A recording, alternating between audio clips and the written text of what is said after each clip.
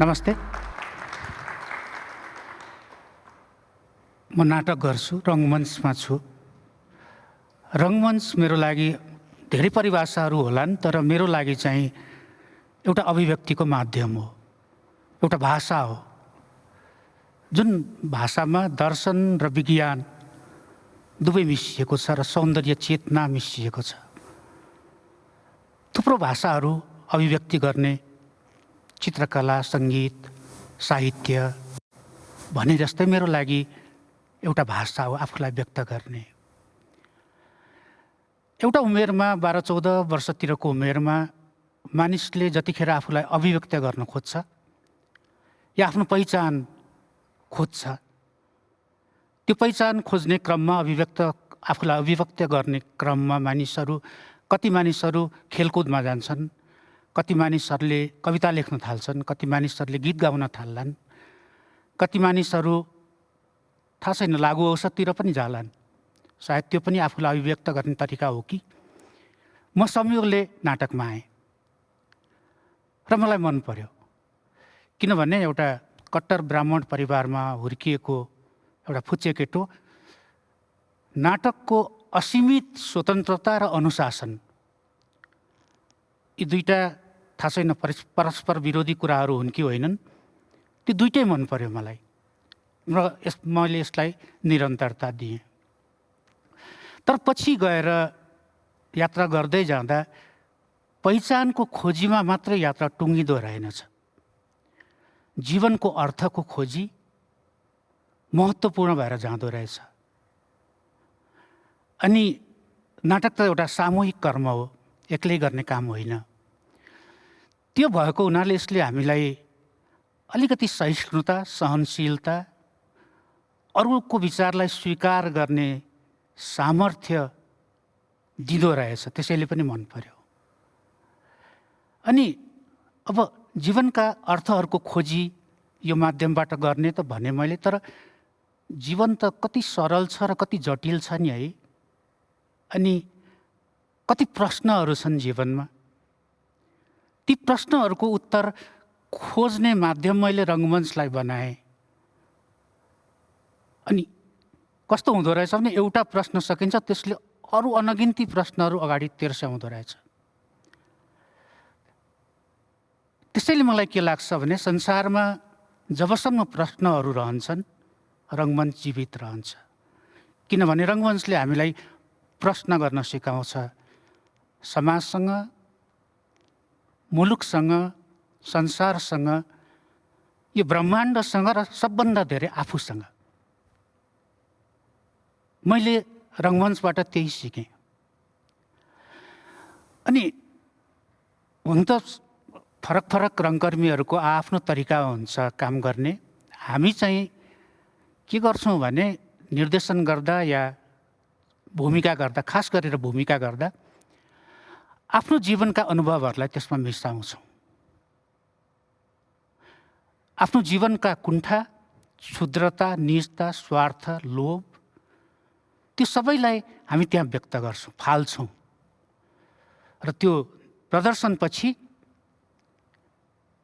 जब सबै जान्छन् र तपाईँ एक्लै हुनुहुन्छ, एक किसिमको ध्यानको अवस्थामा पुगिँदो रहेछ। तर मजा फेरि के छ भने कहिलेकाहीँ ठिक यसको उल्टो हुन्छ। भनेको हामी नाटकमा, चरित्रमा, भूमिकामा आफ्नो जीवनका अनुभवहरू मिसाउँछौँ नि, तर कहिलेकाहीँ त्यो नाटक या त्यो भूमिका फर्केर तपाईँको जीवनमा आउँछ र दुःख दिन्छ, र साह्रै नराम्रो दुःख दिन्छ। उल्टो हुँदो रहेछ के। मलाई दुईटा नाटकले दुःख दिएको छ व्यक्तिगत जीवनमा। एउटा हेनरिक इब्सनको अ डल्स हाउस र अर्को अल्बर्ट क्यामुको द आउटसाइडर। त्यो उपन्यासलाई हामीले नाटकको रूपमा देखाएका थियौँ।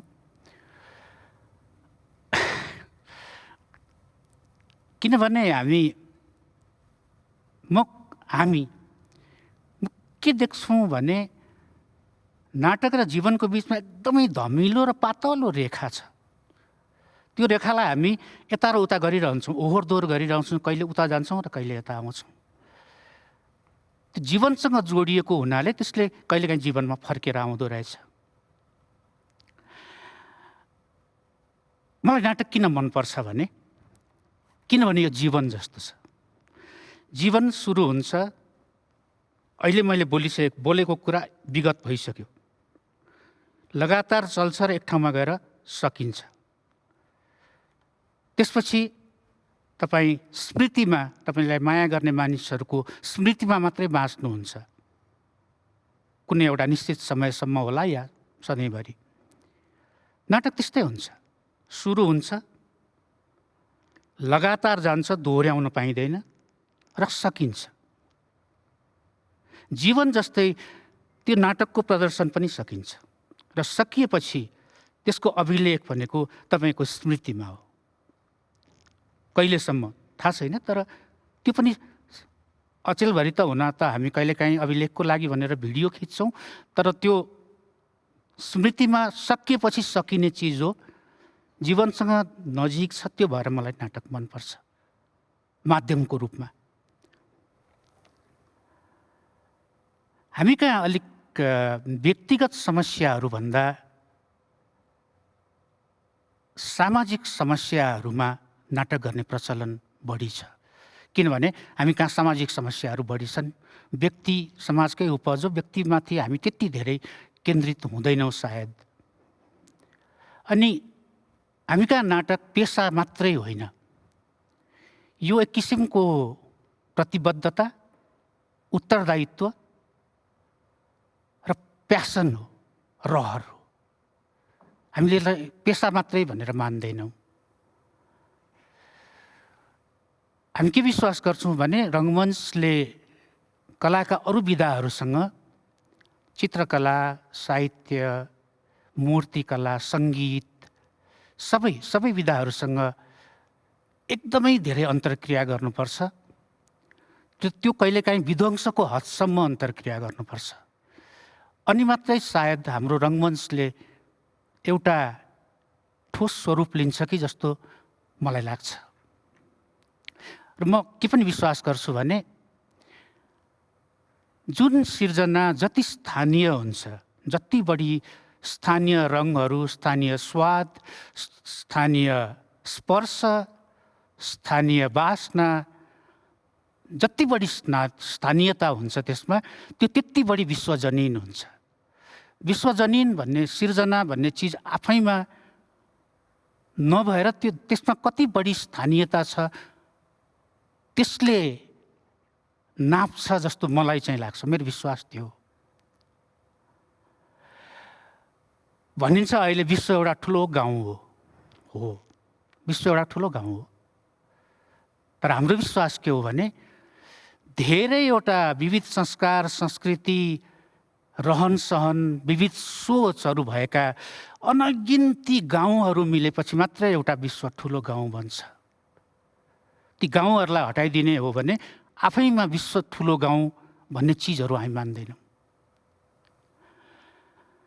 उपभोक्तावाद, जीवन मूल्य र मान्यता, सौन्दर्य मूल्य आदिको तीव्र बजारीकरण र मान्छेको यान्त्रिकीकरण अहिले जसरी भइरहेको छ, त्यसको स्थानीय रूपमा सशक्त प्रतिरोध रङ्गमञ्च हो भन्ने हाम्रो विश्वास हो।